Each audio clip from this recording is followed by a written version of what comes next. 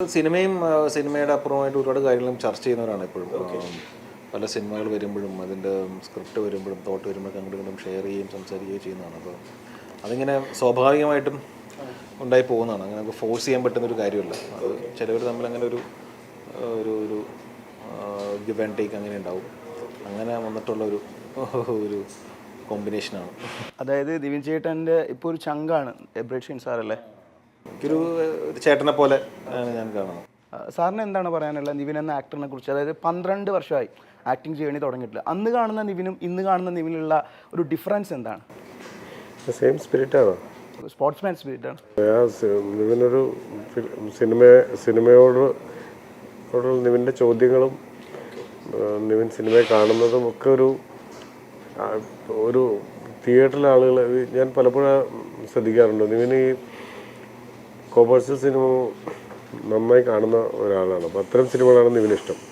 നിവിൻ സിനിമയുടെ കഥ പറയുമ്പോൾ തന്നെ നിവിൻ ഈ പ്രേക്ഷകരുടെ ആംഗിളിൽ നിന്നാണ് സംസാരിക്കുന്നതും ചോദ്യം ചോദിക്കുന്നതല്ല. നിവിൻ എനിക്ക് തോന്നുന്നു അത്തരത്തിലൊരു കൊമേഴ്സ്യൽ സിനിമകൾ ഇഷ്ടപ്പെടുന്ന, അത്തരം സിനിമകളെ കാണാൻ ഇഷ്ടപ്പെടുന്ന ഒരാളാണ്. മഹാവീര്യർ എന്ന് പറഞ്ഞ സിനിമയിൽ എനിക്ക് പെട്ടെന്ന് സ്ട്രൈക്കായ ഒരു കാര്യമാണ് ചേട്ടൻ്റെ വിഗ്. അപ്പോൾ ഒരു സന്യാസിക്ക് വേണ്ടിയിട്ടുള്ള ആ ഒരു അപ്പിയറൻസിലേക്കുള്ള ട്രാൻസ്ഫോർമേഷൻ. അപ്പോൾ ഇത് എപ്പോഴെങ്കിലും വെക്കുമ്പോൾ കുറേ സമയം ഷൂട്ടിന് വേണ്ടിയിട്ട് വെക്കേണ്ടി വന്നിട്ടുണ്ടാവും. ആസ് എ ഡയറക്ടർ ആവശ്യപ്പെട്ട ആക്ടർ അനുസരിക്കണമല്ലോ. എപ്പോഴെങ്കിലും അതൊരു പെയിൻഫുൾ ആയിട്ട് ഫീൽ ചെയ്തിട്ടുണ്ടായിരുന്നു?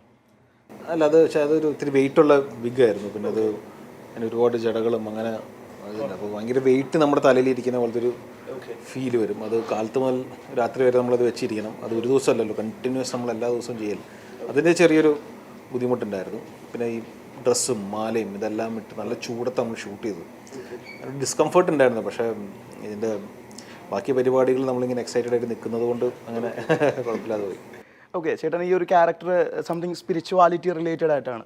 ഒരു ദൈവവിശ്വാസിയാണോ ദിവ്യൻ എന്ന ആക്ടർ? സ്പിരിച്വാലിറ്റി റിലേറ്റഡ് അല്ല, അങ്ങനെ പറയാൻ പറ്റില്ല. ഇതൊരു സന്യാസ വേഷധാരിയായ ഒരാൾ എന്നതിൻ്റെ അകത്തുള്ളൂ. അങ്ങനെയും പറയുന്നില്ല.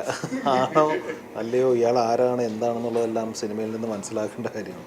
സാറേ, അപ്പോൾ നിങ്ങളുടെ ഈ ഒരു കോംബോ ഇങ്ങനെ തന്നെ പോവുകയാണ്. അപ്പോൾ ഇനി അടുത്ത പുതിയ സിനിമകളും നമുക്ക് പ്രതീക്ഷിക്കാമല്ലേ പ്രേക്ഷകർക്ക്? ഓക്കെ, അപ്പം ഈ ഒരു റിലേഷൻഷിപ്പ് എങ്ങനെയാണ് ബിൽഡ് ചെയ്ത് പോയത്?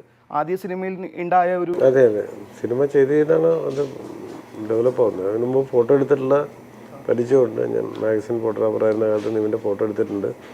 ഞങ്ങളുടെ പരിചയം പിന്നീട് കുറച്ചുകൂടെ ദൃഢമാവുന്നത് സിനിമ ചെയ്യുമ്പോഴാണ്.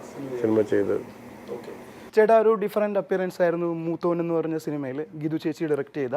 അപ്പോൾ ആ ഒരു സിനിമയിൽ ഒരു വേറിട്ട കഥാപാത്രം ചെയ്തപ്പോൾ ആ ഒരു experience how do you feel now?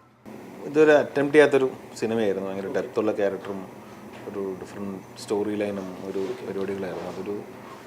നമ്മൾ പല രീതിയിലുള്ള സിനിമകൾ ചെയ്യണമല്ലോ. നമ്മൾ ഹാപ്പി ആയിട്ടുള്ള സിനിമ ചെയ്യണം, അല്ലെങ്കിൽ ഹ്യൂമർ, ത്രില്ലർ, പല ജോണേഴ്സിൽ നമ്മൾ സിനിമകൾ ചെയ്യുന്നു.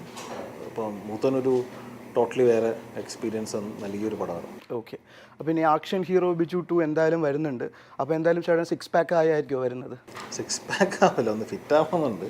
അപ്പോൾ അതിനിപ്പോൾ ഇതിൻ്റെ റിലീസ് കഴിഞ്ഞാൽ പിന്നെ അതിൻ്റെ ഒരു പ്രോസസ്സിലേക്ക് കിടക്കും. പിന്നെ അത് എന്ന് ഫിറ്റ് ആവുന്നോ അന്ന് ഷൂട്ടിംഗ് തുടങ്ങാമെന്നുള്ളൊരു പ്ലാനിലാണ്. ചേട്ടാ, നമ്മളിപ്പോൾ ഈ കേൾക്കാറുണ്ട് സമയമായ എല്ലാം ശരിയാകും. അപ്പോൾ ശരിക്കും അത് സാറിനോടും കൂടെയുള്ള ഒരു ചോദ്യമാണ്. രണ്ടുപേരും ഉത്തരം പറയണം. സമയമായ എല്ലാം നടക്കുമോ? സമയമാകുമ്പോഴല്ലേ എല്ലാം നടക്കുന്നത്. ഈ ഇൻ്റർവ്യൂ നടക്കുന്നത് അതിൻ്റെ ഒരു സമയമായതുകൊണ്ടല്ലേ? സമയമാകുമ്പോൾ എല്ലാം അങ്ങനെ നടന്നോളൂ. നയൻതാരയായിട്ടുള്ള ഒരു കോംബോ ഉണ്ടല്ലോ, നയൻതാര ചേച്ചിയായിട്ടുള്ള ഒരു തന്നിട്ടുള്ള ഫേമസ് ആക്ട്രസ്. ആ ഒരു എക്സ്പീരിയൻസ് എങ്ങനെയായിരുന്നു ചേട്ടാ?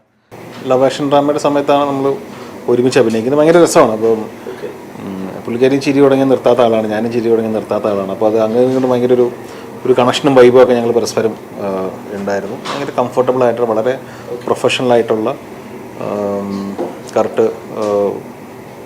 പ്രൊഫഷണലിസം കീപ്പ് ചെയ്ത് തന്നെ മുമ്പോട്ട് പോകുന്ന ഒരു ആക്ട്രസ്സാണ്. മാരേജ് ഒക്കെ വിളിച്ചിരുന്നു ചേട്ടനെ? ഇല്ല, ഞാൻ മൈസൂർ ഷൂട്ടിലായിരുന്നു. തിരക്കെന്ന് പറഞ്ഞാൽ ഷൂട്ട് നിർത്തിയിട്ട് കല്യാണത്തിന് പോകാൻ പറ്റില്ല. ചേട്ടാ, ഈ ഒരു മൂവിയിലുള്ള ക്യാരക്ടർ സ്റ്റോറി പറയുമ്പോൾ തന്നെ ചേട്ടൻ എന്തുകൊണ്ടാണ് സ്ട്രൈക്ക് ആയത്? എനിക്ക് എൻ്റെ ഫുൾ സ്ക്രിപ്റ്റാണ് മൊത്തത്തിൽ എനിക്ക് എന്നെ എക്സൈറ്റ് ചെയ്യിച്ചത്. ഓരോ ക്യാരക്ടറും ഭയങ്കര രസകരമായിട്ടുള്ള ക്യാരക്ടറാണ്. എനിക്ക് തോന്നുന്നു മുമ്പത്തെ എല്ലാ ക്യാരക്ടറിനും ആൾക്കാർ ഓർത്തിരിക്കാൻ സാധ്യതയുണ്ട്. ചെറിയ റോള് വരെ ചെയ്തിട്ടുള്ള ക്യാരക്ടേഴ്സിനെ കുറിച്ച് ചിലപ്പോൾ സിനിമ കഴിയുമ്പോൾ സംസാരിക്കപ്പെടും. അപ്പോൾ എല്ലാ ക്യാരക്ടേഴ്സും മനോഹരമാണ്. എനിക്ക് ഇതിനകത്ത് പറ്റിയ ക്യാരക്ടർ ഈ സ്വാമി വേഷധാരിയായ ആളുടെ പൂർണ്ണാനന്ദ. അപൂർണാനന്ദനാണ്. ഷൈൻ ചേട്ടൻ പറഞ്ഞിട്ടുണ്ടായിരുന്നു ചേട്ടൻ ഈ ഒരു മൂവിയുടെ ലൊക്കേഷൻ ഷോട്ടൊക്കെ കഴിഞ്ഞ് കഴിഞ്ഞാൽ ഫുള്ള് ആസിഫിക്കായിട്ട് ഒരു ഹാങ് ഔട്ട് മൂഡായിരുന്നു, ശരിയാണോ? അതെ അതെ അതെ. ഞങ്ങൾ കുറേ നാൾ കഴിഞ്ഞിട്ടായിരുന്നു ഒരുമിച്ച് ഒരു സിനിമ ചെയ്യുന്നതും ഒരുമിച്ചുള്ള സമയമൊക്കെ കുറേ നാൾ കഴിഞ്ഞിട്ടായിരുന്നു. അപ്പോൾ അത് ശരിക്കും എൻജോയ് ചെയ്ത് നമ്മൾ ഷൂട്ട് ചെയ്തു. ഒരു കോളേജ് ലൈഫിലെ ഒരു നൊസ്റ്റാൾജിയ ഫീലൊക്കെ ഉണ്ടായിരുന്നു. ഒരുപാട് യാത്ര പോവും, വണ്ടി എടുത്ത് കറങ്ങാൻ പോവും, അങ്ങനെ രസകരമായിട്ടുള്ള പല കാര്യങ്ങളല്ലേ. അപ്പോൾ ഈ ഒരു കോംബോ ഇനിയും നമുക്ക് പ്രതീക്ഷിക്കാമെന്ന് ചേട്ടൻ പറഞ്ഞു കഴിഞ്ഞ്. അപ്പം അടുത്ത പടം ഏതൊക്കെയാണ്? ഞങ്ങൾ ബിജു 2 ഇതുപോലെ ഉണ്ട്. ബാക്കി വേറെയും സിനിമകളുണ്ട്. ചേട്ടാ, തട്ടത്തിൽ മറയത്തിലെ ക്യാരക്ടർ അറിയാലോ, ഒരുപാട് പ്രേക്ഷക ശ്രദ്ധ പിടിച്ചു വെച്ചാൽ ചേട്ടൻ്റെ ലൈഫിലെ ഒരു ടേണിംഗ് പോയിന്റ് ആയിരുന്നു. അതിനുശേഷം പുതിയ ഒരുപാട് വെറൈറ്റി ക്യാരക്ടേഴ്സ് ചെയ്യുന്നുണ്ട്. ചേട്ടന് ഓരോ ക്യാരക്ടറും എപ്പോഴെങ്കിലും ചലഞ്ചിങ് ആയിട്ട് ഫീൽ ചെയ്യാറുണ്ടോ? എല്ലാ സിനിമയും ഭയങ്കര ചലഞ്ചിങ് ആണെന്ന് ഞാൻ പറയില്ല. പക്ഷേ ചില സിനിമകളെല്ലാം വളരെ ചലഞ്ചിങ് ആയിട്ട് ചെയ്തിട്ടുള്ള സിനിമകളുണ്ട്. ഇപ്പോൾ നമ്മളൊരു സിനിമ ചെയ്യുന്നത് നമ്മളത് എൻജോയ് ചെയ്യാൻ കൂടി വേണ്ടിയിട്ടാണ്. ഓക്കെ. പ്രേക്ഷകരുടെ മുമ്പിൽ ഒരു എൻ്റർടൈൻമെൻറ്റ് സിനിമ എത്തിക്കാൻ ആഗ്രഹത്തോട് ചെയ്യുന്ന സിനിമകളുണ്ടാവും, അല്ലെങ്കിൽ ഒരു സ്പെഷ്യൽ ആയിട്ടുള്ള വേറെ ടൈപ്പ് സിനിമകൾ ചെയ്യുന്ന ആഗ്രഹമുണ്ട്. അപ്പോൾ ഓരോ സിനിമയുടെയും ക്യാരക്ടർ അനുസരിച്ചിരിക്കും, അത് അങ്ങനെ മാറി മറിഞ്ഞും വന്നുകൊണ്ടിരിക്കും. റിച്ചി എന്ന മൂവി തമിഴിൽ ചേട്ടൻ ചെയ്തു കഴിഞ്ഞു ഓൾറെഡി.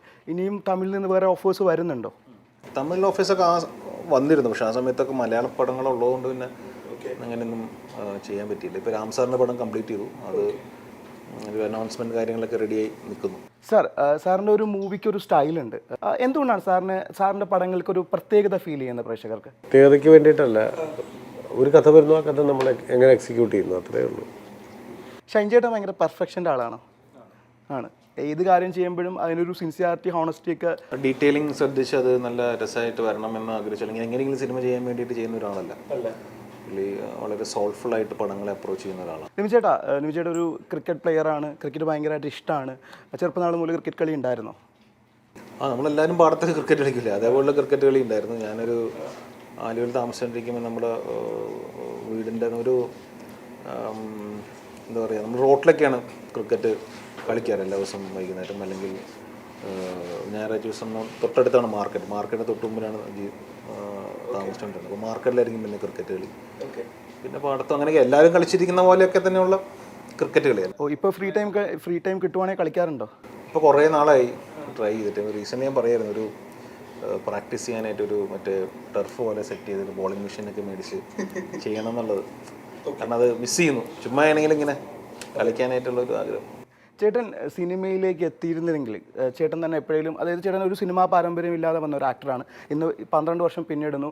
അപ്പോൾ സിനിമ ഈ ഒരു സക്സസ് എത്തിയില്ലെങ്കിൽ പഴയ പോലെ IT കമ്പനിയിൽ വർക്ക് ചെയ്യായിരുന്നു? ഇല്ല, ഞാൻ എന്തെങ്കിലും ഒരു ബിസിനസ്സൊക്കെ തുടങ്ങി.